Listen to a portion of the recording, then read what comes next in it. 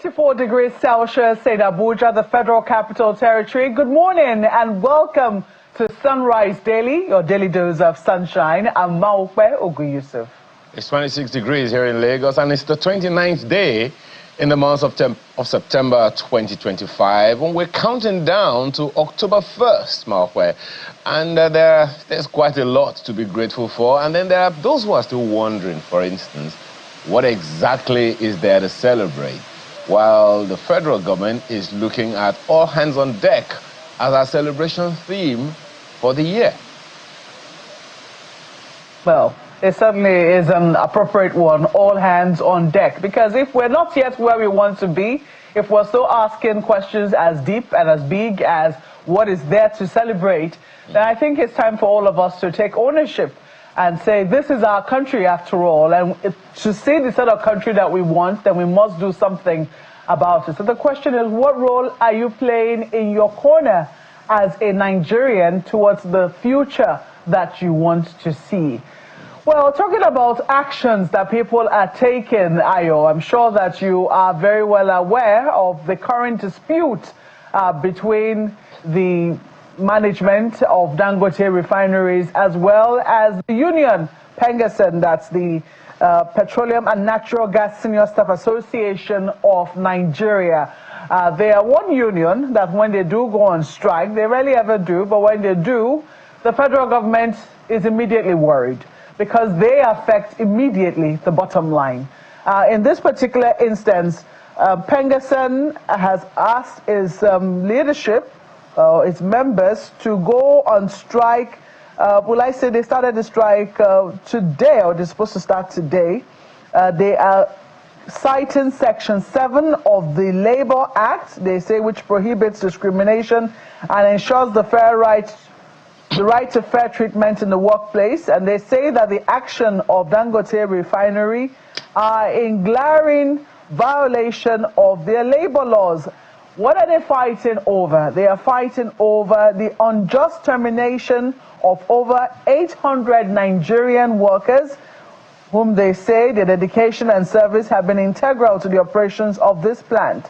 Instead of valuing and retaining the workforce, management has chosen to replace these qualified Nigerians with over 2,000 Indian workers, many of whom lack valid immigration documentation.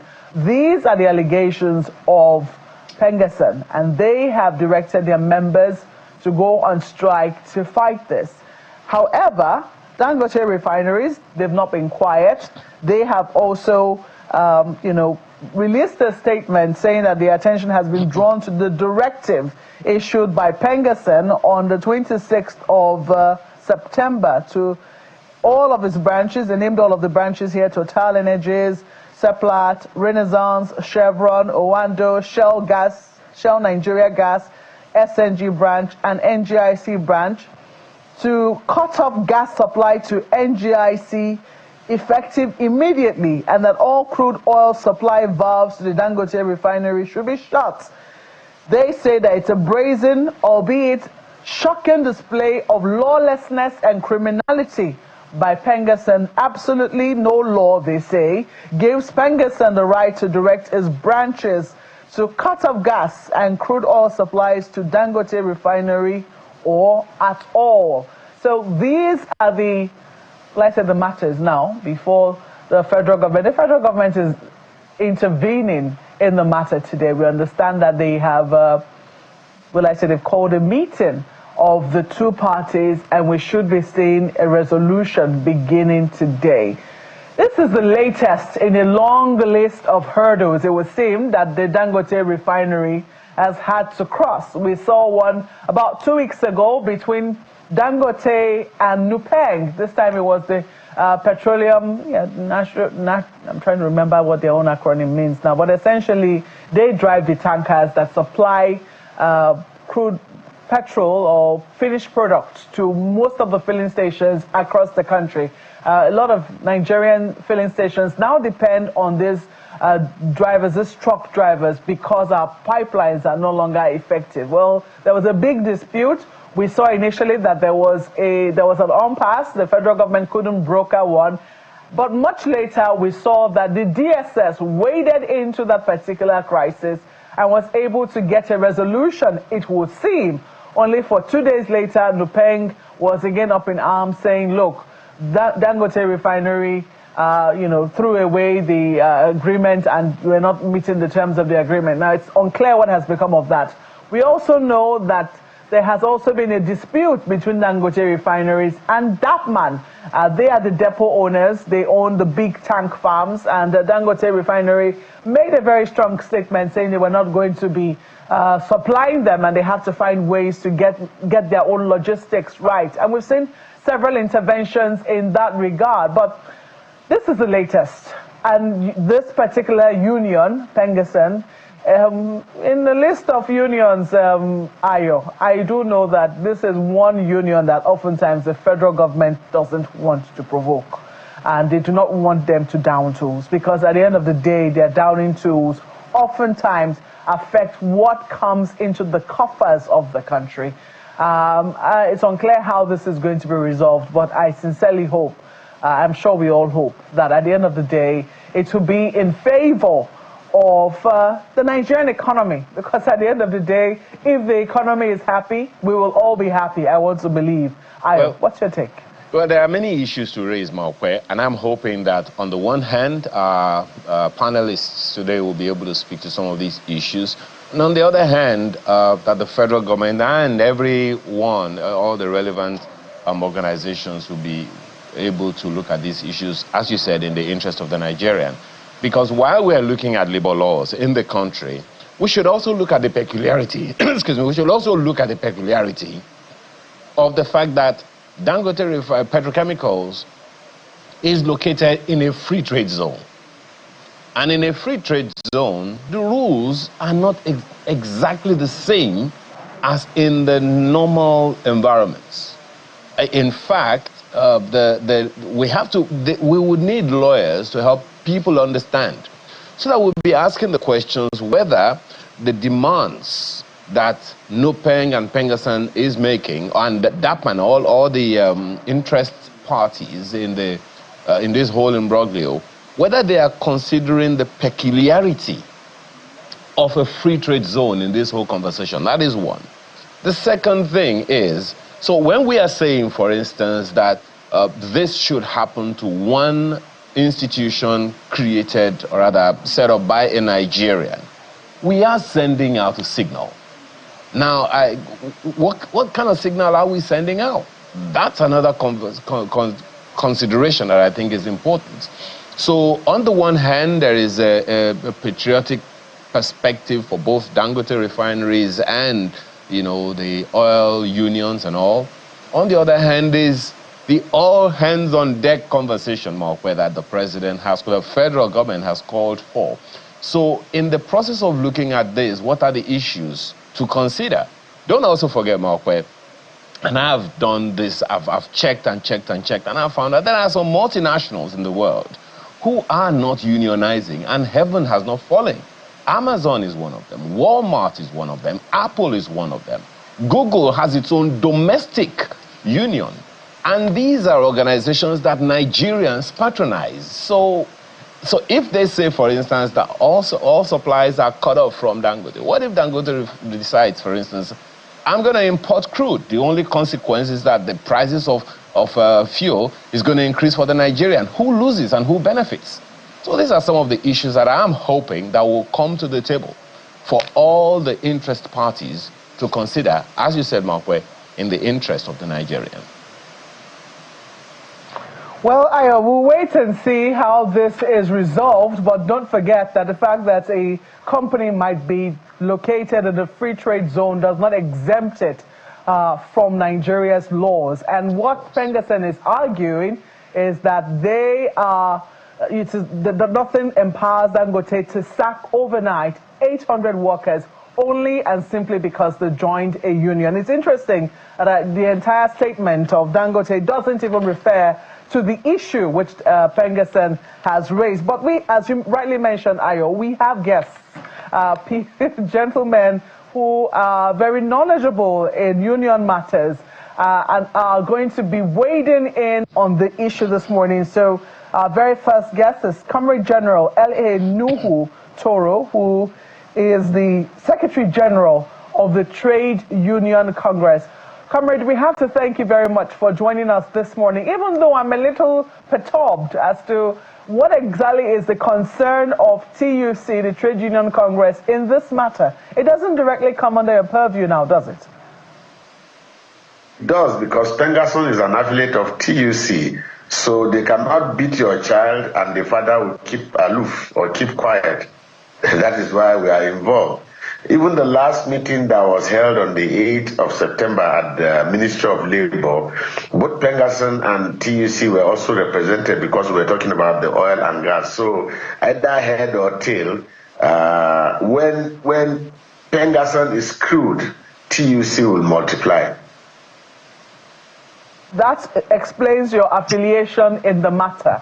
However, we're hoping that this is not something that would escalate to all the other affiliate unions, which we know are, the TUC serves as an umbrella body for. So what exactly needs to be done here? What exactly is the grouse which you think, needs to be addressed urgently for this not to escalate? Well, reversal of the arbitrary dismissal of over 800 workers is the crux. So if that is done, the next thing that we will demand for is a public apology from Dangote management with firm assurances against future victimization. Because in some of the commentaries flying around, Dangote has refused to address the substantial matter here, which is violation of workers' right to belong to a union of their choice. Mark, can you read me? Loud and clear. Fine. So what Dangote simply did, to hang a dog, you give it a bad name. What he simply did was first to violate the gentleman understanding that we both signed to say, arising from the previous intervention, no worker was going to be victimized. To say unionization is a right, and workers in Dangote have a right to belong to the union of their choice. So, and in these circumstances, what transpired is these workers have indicated that they want to belong to PENGASSAN. They have already belonged to PENGASSAN because they've signed on our forms. So, for Dangote to react, he has to hide under the guise of sabotage, which is debatable in my opinion, because when you say sabotage, you must be willing to substantiate and provide evidence of who and who have sabotaged the company. Even more disturbing is the monopoly and double standard of Dangote, who enjoys massive state support, protection, and a lot of goodwill from this government. The same organization turned around to deny Nigerian workers their fundamental right while extending preferential treatment to expatriates, the Indians, which you all know, within the same organization. This is nothing short of economic oppression and modern-day slavery, and we are not going to accept that. It's unacceptable to the Trade Union Congress of Nigeria and even PENGASSAN. So if Dangote comes out, or if he allows them today to belong to the union of their choice, which they've done, if he respects the unionization of the over 800 workers and reinstates them unconditionally, the union are also ready to shift ground in the interest of Nigeria. Don't forget, we are also Nigerian, and nobody, even though it's debatable, nobody in Nigeria is more patriotic than the workers that toil to create the wealth that is used to develop this nation. So when I listen to commentaries about free trade zones, about people not being patriotic, it's laughable. ONE is a free trade zone, and you can verify. Workers in ONE, workers in ExxonMobil, workers in Total Energies in ONE are unionized. So don't allow anybody to deceive you that it's a peculiar zone and therefore workers' right should be trampled upon. No, that is not correct. I don't think that's what my colleague was suggesting. But the interesting thing here is you are no stranger to the challenges that Dangote Refinery has faced in trying to set up this particular industry. What we've been told is the single largest train refinery in the world, if I may say. And there have been a list. It was same every time. First, from government, it had to cross certain hurdles. Now the refinery is well underway. It has started making products, and products are being served across the country. Then we now begin to see these different hurdles. First, it was from Nupeng, and after Nupeng, we saw the one from Dapman, and now it would seem that PENGASSAN is the latest in the long line of different hurdles that this particular refinery has had to cross. So can you tell us how it is that, you know, you are going to manage this in such a way that it will not appear that it will seem, because it was sometimes when you read the write-up, it appears that there are so many interests. They use the word cabals. There are certain people who do not want this refinery to be productive. And it would seem that PENGASSAN now is joining this list of people. No, I'm not sure that assertion more is correct. I'm sure this is a backlash consequences of monopoly.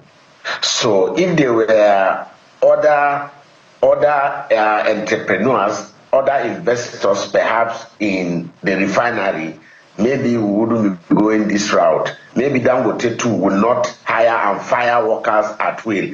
Maybe Dangote will respect their fundamental right as enshrined in the Nigerian Constitution, Section 40, which guarantees freedom of association, and Article 87 and 98 of the ILO conventions which Nigeria have signed that guarantees their right to unionization and collective bargaining, maybe will not have been violated. But however, it is instructive to note that the organized labor in Nigeria had cause at some point to stand by Dangote when we felt he was being trampled upon, when we felt he was not getting the commensurate intervention he needs to kickstart the refinery.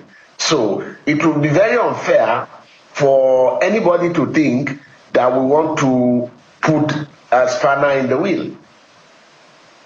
The union, you should understand, are patriotic Nigerians. We don't have any country beside Nigeria. And we also appreciate the fact that Dangote has decided to invest in Nigeria, thereby providing jobs for millions of Nigeria. But what we will not take is slave labor. Slave labor in the sense that the law is very clear on the terms of employment. And the union existence in workplaces is also their fundamental right. So these are things that in moving forward we need to be wary of, so that we don't continue to work in an unfair labor environment. I'm sure my colleague Ayo has questions for you as well. Thank you very much. Please. You know, sir, the first question that I would like to ask is, do you think any law has been broken? I'm not talking about the so-called or the alleged sacking, because Dangote, of course, is contesting that there was any sack as a consequence of joining a union. So we're not going into that one. But do you think between the oil workers or the oil unions and this refinery, any law has been broken?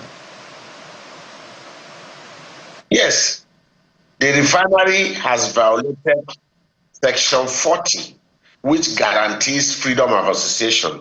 Because I can tell you for free, we know what triggered the sack is their joining PENGASSAN. That is what triggered this sack.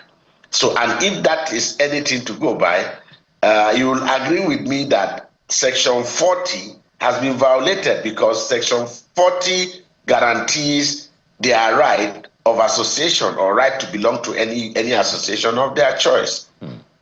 Okay, well... Again, just a moment, again, Article 87 and 98 that Nigeria has ratified at the ILO stipulates that workers do have a right to unionize and collective bargaining. So these three laws have been violated by Dangote Refinery. Okay. Okay. There is no representative of Dangote Refinery in this conversation. Otherwise, I would direct their own questions to them. So the questions that I'm asking you are specifically to you. So I don't want you to sound like we're pitching against It's anybody. fine. All right. It's fine. Now, No, it's fine. So essentially you're saying that the issue, what qualifies the members of these unions is because they are staff of Dangote refineries. Is that correct? Yeah. Okay. Now, so it also means then that if they stop being members of staff of Dangote refineries, does that mean that they are no longer members of any oil union? No, when there is no infraction on their fundamental right preceding the exit, for instance, the worker on his own volition can decide to quit. So from that standpoint, he ceases to be a member of the union. But in these circumstances, sir, the workers were willing, they were working because they joined the union, the employer decided to lay them off. Don't forget, in the memorandum we signed with Dangote, a clause, there's a portion in that memorandum that indicates that arising from the previous intervention by NUPENG, PENGASSAN, and the other unions, that no worker shall be victimized. And I'm sure Dangote, fully aware of all of these intricacies, decided to garnish it with sabotage so that he can get away with it. But even at that, the question is, when Dangote realized that there was sabotage, wouldn't it have been honorable for him to go to either the Ministry of Labour where the document was signed to say, we entered into this agreement in good faith. Now I am being sabotaged. I want to take action. Or even still, go to the NIC to say, we entered willingly into this understanding. Along the line, I've been sabotaged. I need the law to take its course. Wouldn't that have been more honorable for Dangote than to unilaterally throw over 800 workers into the unemployment market? This is Nigeria. This is Nigeria where... All right. Just one moment, Mr. Toro. I have worked in an environment before. Just Comrade General, from my apologies. I have worked in a place, right, where the organization wanted to reorganize. So they gave us all, and this I'm talking from a personal experience. It's a broadcast organization, and I don't want to mention any name yet. They gave us all termination of appointment letters. And then they asked us all to reapply, and they gave us rules. If that happens, and there are conditions for employment in an organization, and the staff signs that, okay, I agree to these terms and conditions of employment, will it be out of place? That is what Dangote is trying to avoid. That is what he's trying to avoid, that he said because there's sabotage, he's reorganizing so that he can dispense with these workers, since he had entered into an agreement either intentionally or otherwise to say no worker will be victimized and that there will be unionization in his refinery. Comrade General, I'm trying not to go to specifics yet. I'm trying to ask a blanket general question, just so that people can understand. We'll come to the specifics, but generally, do you think it will be out of place for an organization to say these are the rules? You join because you agree. No. It's not out of place, but you should also be reminded that the same way you cannot compel an unwanted employee on an employer, you cannot also compel an employer on an employee. So it's vice versa. The worker has a right to pull out. The employer has a right to also say, no, your services are no longer required. But there are rules in dispensing with the workers, and those rules must be followed to the letter. I see that, you know, in all of this conversation, we have been talking about the Federal Ministry of Labor, we've been talking about the federal government, we've been talking about the unions, but no one is talking about the peculiarity of a free trade zone. I hear you talk about the fact that ONE and the rest of them are free trade zones, but no one is... I haven't heard any reference to NEPSA. I haven't heard any reference to the agency that is in charge of free trade zones in the country. Are you saying that they don't have a role to play?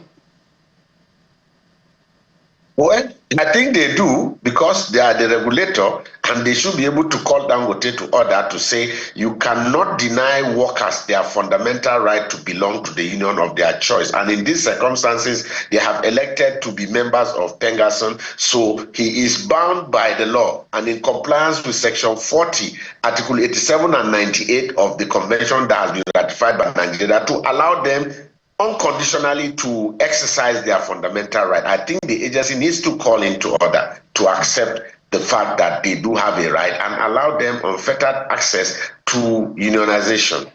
You know, that one of the things that a number of people have cited, Comrade General, is that this whole conversation is more in the interest of the unions as opposed to the interest of Nigerians. For instance, the argument is that these unions, any of these unions and these associations are more about their own interests. And the opinion that Dangote is holding from what is public is that, look, if these continue and the unions have to, extract resources, extract money from this person, extract money from this supply and all, that it is at the end of the day going to affect the costs of fuel in the country. Consequently, he's trying to remove those extra logistic costs and say, this is how I want to run it, so that the price of fuel supplied to the Nigerian directly is not higher than what they can bear. What is the position of TUC on that?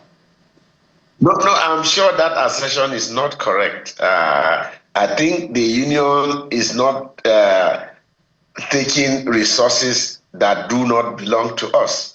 What comes to the union is contribution, not even from Dangote, is contribution from the workers. So the workers remit their check-off dues to the union and the center. So if there are levies that Dangote is supposed to pay, I mean, it's not the union's responsibility, or it's not the union that is taking the money. So the only money that accrues to the union is the legitimate check-off dues that the law allows that comes in. So I'm not sure this assertion is correct. Of course, you hear a lot of cheap blackmail to try to paint the scenario bad.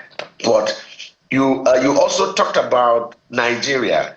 It is instructive to state that we are also Nigerians. We are patriotic Nigerians. And most times when people talk about strike action of this magnitude, they don't even understand the implication. They don't understand how cumbersome it is to research, plan, and execute a strike action. And we are not strike mongers. So if that understanding we had ab initio was respected, perhaps we wouldn't come back this route. And that is why in all of our memorandum, we insist that no victimization clause should be included, because we know oftentimes when there are issues between employer and employee, the management tries to leverage on their strength to get back at the workers. And that clause was in the agreement that we signed at the DSS headquarters. It was there. It was written there. And only for us to wake up and over 800 workers are gone. That is not acceptable. And again, it brings me to the point that no corporation, regardless of size or wealth, will be allowed to trample on the dignity and right of Nigerian workers. And that is why we stand united with our affiliate PENGASSAN on this issue, that the right thing must be done. And the right thing in these circumstances is immediate and unconditional reinstatement of all the affected workers. Then we are also requesting for a public apology, because Dangote has misinformed Nigerians, and to also indicate that there will be no reoccurrence of this type of violation on gentleman agreement that some of that people, Comrade General, some people have also said, and I think it was on our sister program earlier this morning on the morning brief, I think it was Professor Kenny who was saying, look, if it is possible that the unions themselves, who had previously rejected the offer of the federal government to privatize now non-functioning refineries, should go ahead and propose to the federal government that they want to own and run the refineries. PENGASSAN, New Peng, Dapman, and the rest of them. Do you see a possibility, a chance, a consideration where any of these unions or all of them together can come together and say, we want to own and run a refinery in the interest of Nigeria. Do you see that happening? Do you see the possibility? Yeah, it's possible. It's possible more especially because they have competencies in the oil and gas. It's possible, and nothing stops them from giving that a consideration.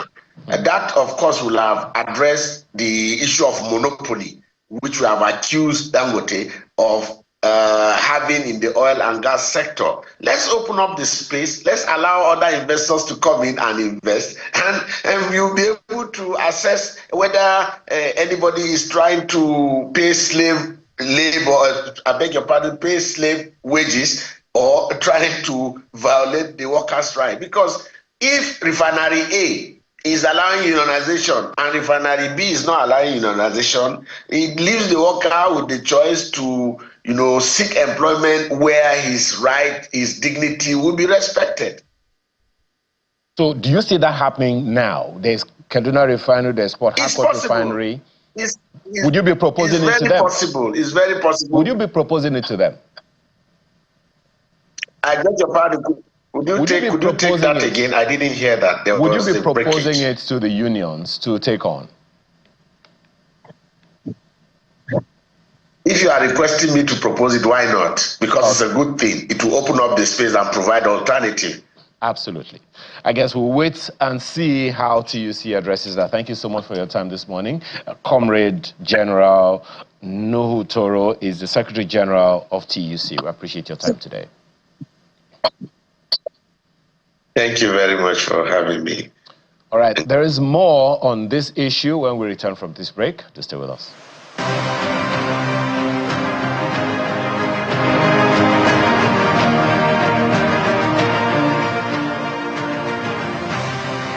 Well, we're still on the dispute between Dangote refineries and PENGASSAN as a union. And we're joined right now by Professor Wumi Ilederi, who is an emeritus professor of petroleum economics. He's the principal facilitator at Fupre Energy and Fupre Energy Business School, and also executive director, Emmanuel Evoga Foundation. He joins us virtually. Thank you so much for joining us, Prof. Good morning. Thank you for inviting me. Yes, we also have right here in our studios Dr. Taufik Raimi, who is a development expert and also a business economist and policy analyst. Thank you so much for joining us, Dr. Raimi. Thank you for having me. All right, Prof, let me start with you. This is one dispute that I'm sure you must, maybe it's a different type of dispute, because now we're talking about a Nigerian business entity, a Nigerian investor that has had to cross several hurdles to get to Nigerian business concern has had to cross several hurdles. I'm trying not to personalize this as much as possible, because Dangote Refineries is actually a company, an entity by itself that can sue and be sued. So in this instance, I mean, given all that you know about the hurdles that this particular industry has had to cross, what are your thoughts on this latest dispute with PENGASSAN? Thank you again. And it's understandable, and I hope you can hear me. This is expected because we are moving into a terrain that we've never been before. It's a new era in the downstream petroleum sector, and what we see is a fight for market share. Yes, PENGASSAN has the right on the basis of the Constitution. Dangote also has the right. So there must be optimization of mutuality of interest. I want to speak to the facts. I think PENGASSAN needs to re-examine their strategy. Because you have power, and the use of that power, if it can destroy the future, you need to be careful the way you use the power. Even when the PIA was being processed or conceptualized, PENGASSAN was more concerned about protecting jobs for their workers. And I would plead with them to put posterity ahead of prosperity. But they have the right. and Dangote has the right. The issue is about governance, fairness, and the future. Very interesting way that you have put it, because you say in this instance Dangote has a right as well as does PENGASSAN. Dangote has contested the methods that PENGASSAN is using in this particular dispute. They say it is lawlessness and criminality, that they had said they were going to resort to the law, but right now they have resorted to tactics that are not recognized by the law. They say Nigeria is a country governed by laws. Laws do not brook self-help and mob action that could introduce mayhem and chaos and easily translate into anarchy. These are the words of the Dangote refinery. What are your thoughts on the methods of PENGASSAN? Thank you again for having me. I feel very concerned that PENGASSAN has taken this route, not because they are not guaranteed within our constitution to work for the well-being of the workers across the sector, the oil and gas sector, but two wrongs will not make it right. And secondly, to start talking about calling on all the affiliate branches to block oil and gas flow through locking up of valves at Mobil, Exxon, Shell, that would discharge the required content to Dangote refinery, to me is a joke taken too far. There are 7 principal ways of resolving trade disputes, and I do not see that one of it is sabotage, engaging in economic sabotage. Much as they have the right, have they explore direct negotiation?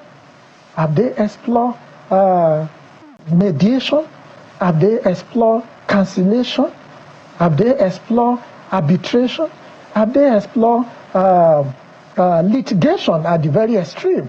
Have they even explore expert determination of issues in dispute? Dangote has really come on stream. I've been on your program and on different platforms. I've said that Dangote refinery is a game changer for our national economic growth. And that is why I said it's very concerning when you now see the approach PENGASSAN is taking. Yes, injustice to one is injustice to all. PENGASSAN is claiming that Dangote has relieved jobs of 800 people. But does that now make you, as a body, to also throw the 230 million Nigeria into problem? Look at the progress the current president and his administration, President Bola Ahmed Tinubu, is making to recover our ailing economy. This economy that is already been that is stable, that is being consolidated, that is also on the path of growth before we attain economic development, cannot take this shock. And that is why I am calling on the president. I know he's working through the minister, through the Ministry of Labor, through the Ministry of Finance, to aggregate the concern of Nigeria, aggregate the concern of the impact this impasse will have, not just now, but in future. PENGASSAN should change their strategies. And PENGASSAN and Dangote should have a way of resolving this dispute using any of those methodologies that I've mentioned, that will not every time. And it is not only limited to PENGASSAN. There are other ones that may be in front. So I'm suggesting what I call stakeholder approach in resolving this dispute, in resolving the crisis. We can prevent crisis. That is what but people will also argue that one of the rights of workers when they are aggrieved is to down tools. And in this instance, if PENGASSAN feels aggrieved, don't they have a right to down tools? Oh yeah, why that is also taken. You see, if you go into unemployment, there are conditions that you will sign on. I am not holding forth for Dangote, but I'm being very objective here. I'm being very factual of what, as to me, is like we are battling different insecurity. there's energy insecurity if this happens, if this shutdown happens. Yes, workers can down too. But before, and Dangote too, the only aspect I'm also looking at is, do they follow all the processes before laying off these workers? If you hire, you can fire. But there's also a process to fire. PENGASSAN was not there when Dangote employed these people. And I don't think PENGASSAN should be the one that would determine how they should be laid off. However, if truly the president of PENGASSAN, who also doubles as the TUC president, on one of your programs yesterday, said that they served Dangote a letter a week ago today, and that the fact that these 800 people, or about 1,000, have expressed the willingness to be members of PENGASSAN, and that they requested Dangote to remit, to deduct, check off dues, and remit it to Dangote, to them, and that it is based on that that Dangote also now, a kind of victimizing the award by 3 or 4 days after relieve those people. I don't think that timeline, except those people have also been given queries that you can't do this and it's within the right of Dangote to follow the rule. Why workers can down too? They also must follow process. Just like if Dangote will also relieve them, process must be followed. But no investor, whether local or foreign, will allow jeopardy to an investment of 20 billion, even if it's an investment of 1 million naira. Let alone 20 billion. So I think we have to balance. It's a delicate balance, truly. Workers have the right, and their concern must be protected. We are all workers one way or the other. We want fairness, we want justice. But we also should not take laws into our hand, especially when there are contractual agreements. Workers can be relieved summarily. Maybe that's the one Dangote has used here. Well, so the question is, because I have read the Dangote statement, I've read it through and through, and the title of it is basically what it focuses on: PENGASSAN and its lawless directive. It doesn't speak to the issue which PENGASSAN has raised, which is the firing of 800 Nigerian workers and their replacement with 2,000 foreign workers, according to the allegation of PENGASSAN. From your knowledge and your experience in this particular sector, how do disputes, I do not know if there's been any instance of this sort of dispute arising with other oil companies, and how this sort of dispute have ended up being resolved. Prof, the question is for you.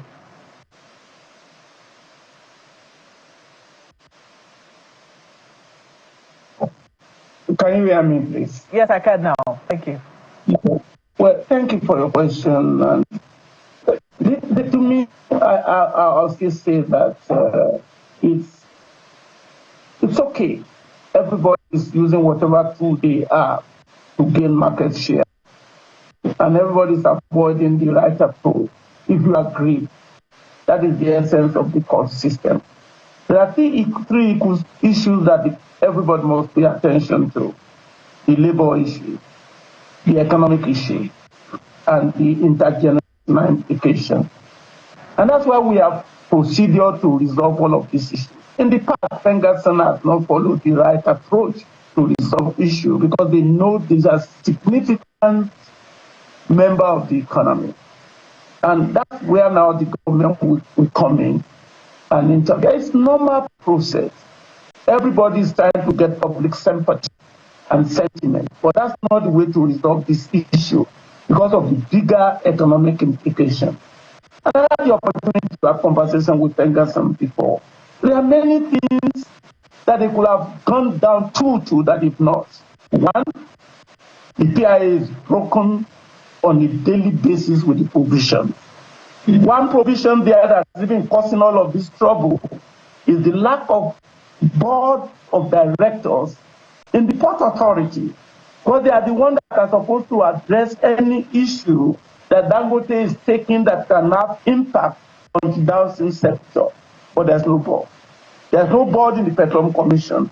And that's what is making it difficult for PIA. There's even a provision in the PIA on how to resolve disputes. And I like this idea, TIN. I listened to the Comrade General and it's actually using terms that are not correct. Calling Dangote a monopoly is incorrect. And they should not use those terms because they are misinforming the society. That the strike they are having will create a shock in the economy that will take long time to recover. It is the PENGASSAN and NUPENG that even brings Nigeria to their knees with respect to the downstream petroleum sector. They will not allow the sector to be reformed over many years. Dangote is now there to create a new era, and to me, I won't use the word sabotage. It is their right to demand their right, but not at the expense of others. It is called gracious freedom, when you don't allow your own freedom to affect others. Listen, we don't have a lot of time, but you cannot, because of 800 workers who chose to work for Dangote, to create pandemonium in the economy of Nigeria. That's why dialogue is the key element of a democratic system, not command and control. You cannot just protect a sector of less than 10% or even 1% to have a structure that is completely different from the structure of the economy. I think PENGASSAN is spoiled because they have access to resources that the majority of Nigeria does not have access to, and they are taking the entire nation at a ransom. Let the truth be told. They should be contesting about the governance of the sector that is inefficient, ineffective, unethical, and inequitable, instead of crucifying Dangote refinery complex. Okay, Prof, I'm looking for the right words now without having to sound like, one is speaking for PENGASSAN. I do remember when this conversation around the PIA was on, we had cause to speak with Comrade Festus Osifo on several occasions because it would seem that there had been resistance to that PIA over the years. PENGASSAN, in fairness, was one of the very few unions that supported the deregularization of the downstream sector, the removal of fuel subsidy, even though they knew what pains it would cause. And also, it would also appear that, when you say that PENGASSAN is broken, they say that they are the goose that lays the golden eggs, and as such, they will expect that rules be followed. What do you say to that? The goose that lay what golden eggs? Are they the owner of the petroleum resources? Are they the investors? No. Listen, I'm speaking from knowledge and understanding of the knowledge. If you look at what happened even in the implementation of PIA, where there should be resource mapping, they oppose it. They want guaranteed job for their workers. And now look at where we are with some of these issues that will have been resolved. I love PENGASSAN. I love them, I embrace them. But I want them to understand that it's about the future. 3 important things they must pay attention to every time they are. It's not only about the labor dispute. They must be fighting for the future of children that are unborn, not just to guarantee the survival of workers today. Look, quickly, I know you don't have time. We are talking about institutions or individuals. Institutions must be empowered. Yes, you have conversation with Dangote. All of them are going to the press and saying one side of the story. Yoruba people call it atojare, when you give your side of the story so that they will think you are the one that is right. They should be having conversation for the sake of Nigerian economy. The oil and gas shutting down is not a turning up light on or light. No, it's not like a light switch. You are talking about energy security of a nation. You are talking it, and there's no monopoly. Dangote is not asking that people should not operate other refineries. He's using what we call scale economy, efficiency. And it's not saying that unions should not have union. No, but you sign an agreement. He doesn't have the right to sack anybody violating any law. Prof, you're right No. indeed that we do not have time. You are right, certainly, on that one. But let me quickly come as we wrap up now to our studio guest here, Dr. Raimi. I want to ask you, how optimistic are you that the federal government will be able to resolve and reach a, well, I say consensus, will be able to reach some agreement between Dangote Refinery as well as the unions? Oh, Mokwe, you have asked a very fundamental question, because that is even where we should be going to. Having reviewed the context of the problem, the causes as we have extracted, having reviewed, it's not about who is right, who is wrong, it's about the objectivity and the impact, and what I call bigger impact. So I am very optimistic in the competence and capability and passion of the President, His Excellency Bola Ahmed Tinubu, and his administration to resolve this current problem. But beyond resolving it, I am more of prevention. I always like a situation whereby we can anticipate problems and then put strategies in place to making sure that they do not occur, because curing is always more expensive than prevention. So for me, I feel that the president, working through the Minister of Finance, Minister of Labor, as well as National Security Advisor and other ones involved, will be able to sit down and put issues before the two parties in a more holistic approach and say, look, this is an issue of national security, energy security. This is an issue of economy. Imagine our inflation has reduced for the last 5 months. We cannot have food rising because of fuel. Transportation costs will rise.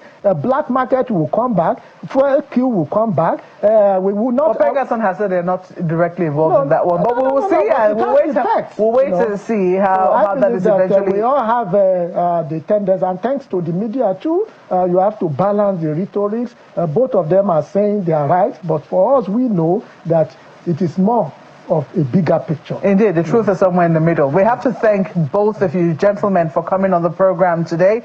Wumi Ledare is the Professor Emeritus of Petroleum Economics, Principal Facilitator, Fupre Energy Business School, and also the Executive Director of Emmanuel Eboga Foundation. Prof, thank you so much, as always, for sharing your thoughts with us this morning. Thank you, as always, anytime. And Dr. Taufik Raimi, development expert, business economist, and policy analyst. Thank you so much for coming on the program this morning. Thank you for having me. Well, that's where we wrap up the program this morning. Well, we're also keeping tabs, so keep it locked on here on Channels Television. We're keeping tabs on this resolution of dispute between PENGASSAN and Dangote refineries. We have to thank you so much for watching. I'm Maokwe Ogun Yusuf. And I'm wishing you a very blessed week. Absolutely. And I'm Ayo Makinde. Have a wonderful rest of your day. Business Morning is next. Stay with us.